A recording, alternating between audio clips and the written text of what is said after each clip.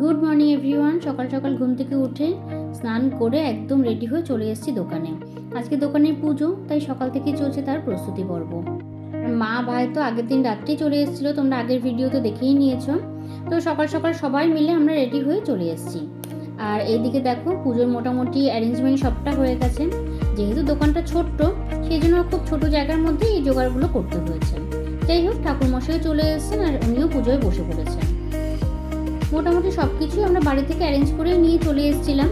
আর যা হয়, লাস্ট টাইমে কিছু কিছু জিনিস তো ভুল হয়েই যায়।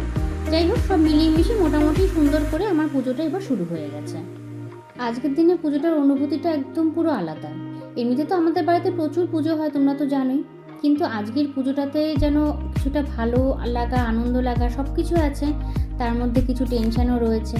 যাই হোক, সব কিছু মিলিয়ে মিশিয়ে সুন্দর করে আমার পুজোটা এবার হয়ে গেল। চলো নতুন জীবন শুরু করি।